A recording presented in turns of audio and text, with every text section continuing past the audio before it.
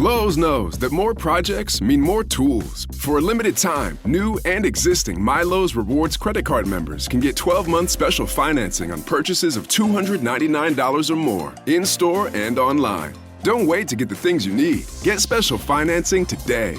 Lowe's. We help. You save. Now through August 27th, choose 12-month special financing on purchases of $299 or more. Offer subject to credit approval and cannot be combined. Minimum monthly payments required. See store at Lowes.com for details. Welcome to the Deep Dive.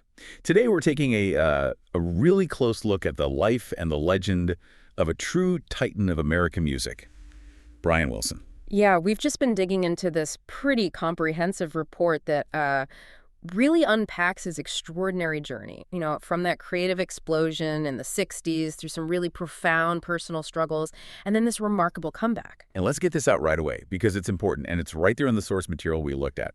As of today, Monday, June 16th, 2025, Brian Wilson is alive. So this deep dive is absolutely a celebration of his living legacy. Exactly. Yeah, that's key. So our mission today really is to cut through all the information out there and pull out the essential insights this report offers, kind of a shortcut, to really understanding the man behind some of the most iconic sounds ever. We're going to explore where his genius came from, the depth of his struggles, and how his pioneering approach didn't just shape music back then, but actually continues to influence artists right now.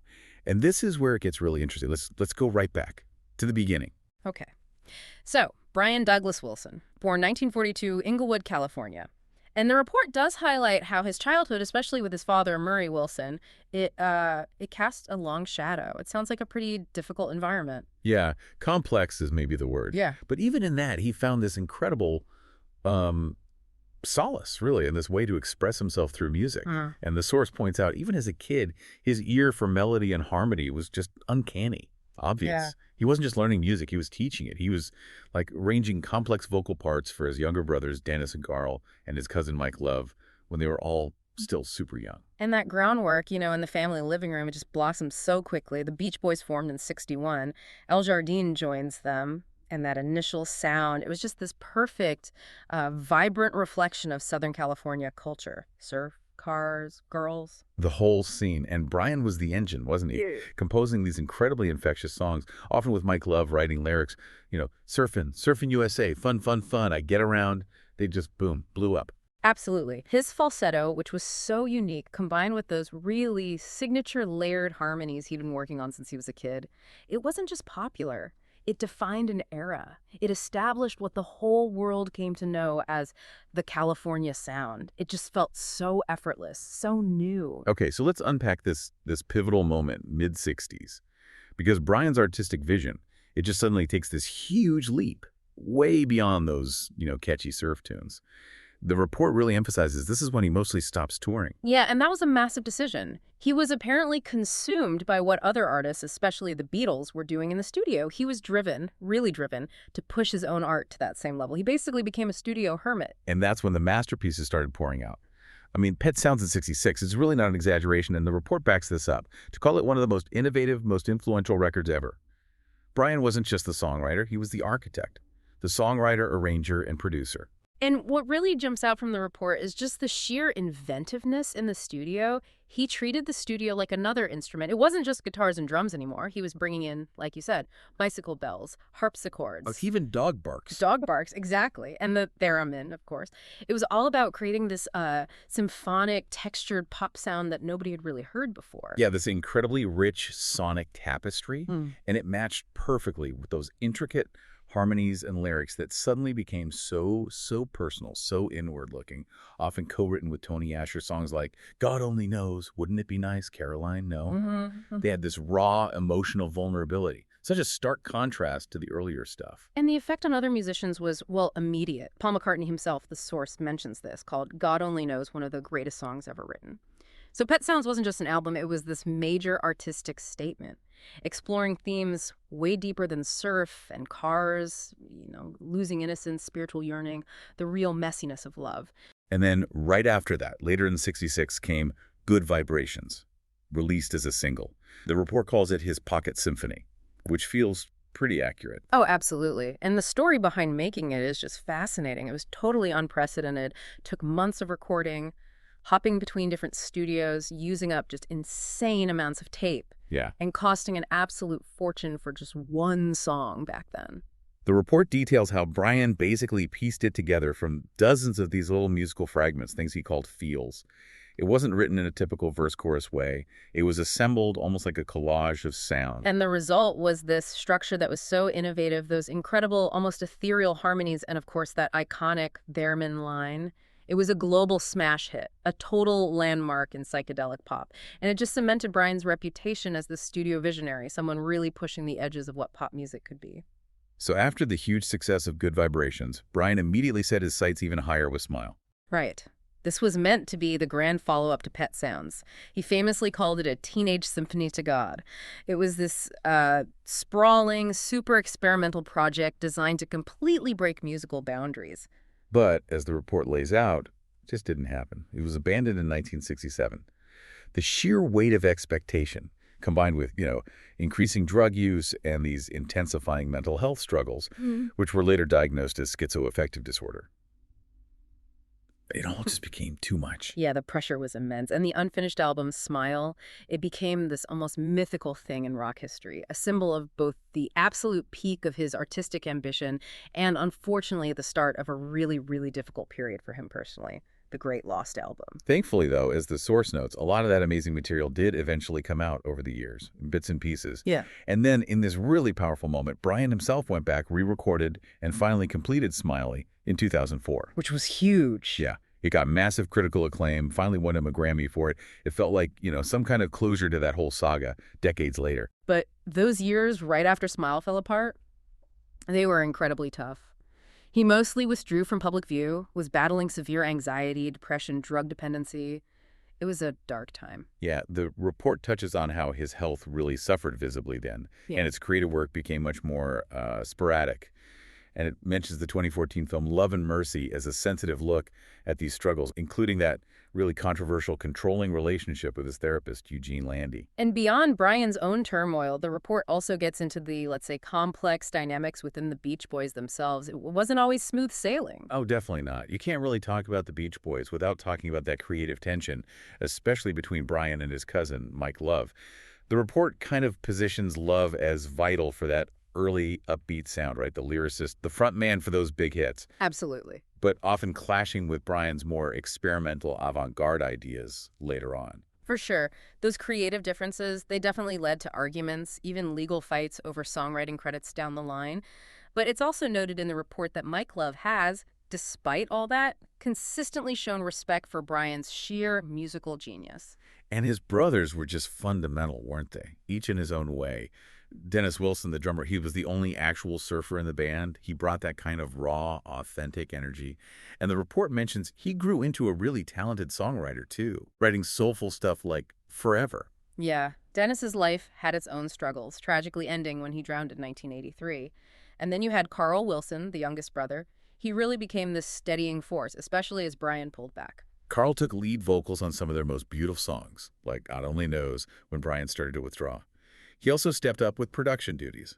The report really underlines how crucial Carl was in just keeping the band going, touring, and recording through some very difficult times, right up until he passed away in 1998.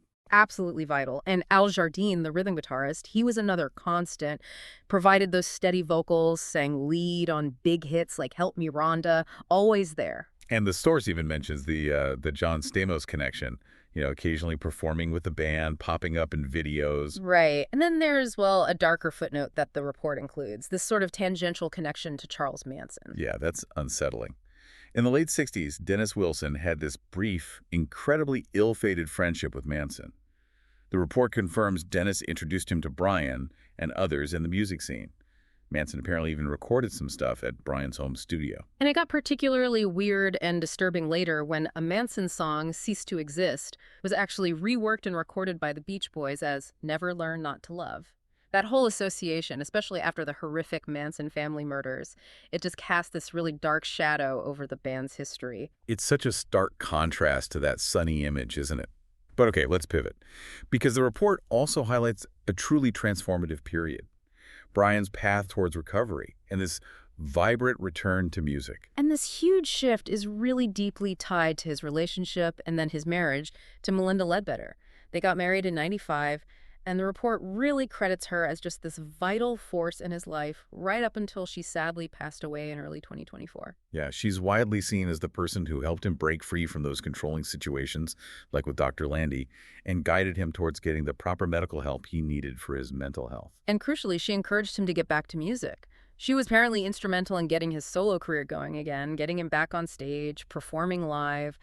Brian himself often called Melinda his savior. He really acknowledged the immense positive impact she had. And his solo career has been really significant. Finishing Smiley in 2004 was just this massive moment, right? Finally bringing that whole ambitious thing full circle. Huge. And he's done successful tours since then, really connected with fans again, playing the classics, but also new stuff. He's earned a lot of renewed critical acclaim for his later work, too. And it's interesting, the family musical legacy carries on, too. His daughters, Carney and Wendy Wilson, from his first marriage, they had huge success with Wilson Phillips. And Brian and Melinda also built a family, adopting 5 other children together. And even recent events like that Grammy salute to the Beach Boys in early 2023 where Brian was there, it just underscores that his influence is still incredibly powerful. The report notes how artists across generations were there, paying tribute, performing his songs. Yeah, you see younger artists now like Marcus King or Gracie Abrams citing the Beach Boys and Brian Wilson specifically as major influences. It shows that sound it really does transcend time. So if we kind of tie this all together, the report's ultimate point is just the undeniable lasting legacy of Brian Wilson as a true musical visionary. His pioneering work in the studio, how he used multi-track recording, those incredibly complex arrangements, it completely reshaped how pop and rock music were made, period. He went so far beyond simple song structures. He crafted these immersive sonic worlds that somehow felt deeply personal, but also universally resonant. You just felt them. And that ability he had to weave together those complex, beautiful harmonies with intricate melodies and lyrics that actually explored deep ideas. Yeah. It just set a completely new standard for album-based rock music. He was really operating on the same artistic level as bands like the Beatles. Which is exactly why he was inducted, rightly so, into the Rock and Roll Hall of Fame with the Beach Boys back in '88. And his influence is just everywhere. You can hear traces of it in countless artists across pretty much every genre you can think of. He really proved that pop music could be serious art. That it could express, the deepest human emotions and complex thoughts. And despite a life that was clearly marked by profound personal struggles, serious mental health challenges, terrible losses, his fundamental drive, his commitment to creating music, it just never really went away. His melodies, those harmonies, they still resonate so strongly today. They bring so much joy, but also those moments of real, quiet introspection to people all over the world. It absolutely cements his place, not just as one of America's greatest composers, but as a true artistic visionary. His whole journey, which this report captures so vividly, it's just this powerful testament to creativity, to resilience, and really to the transformative power of music itself.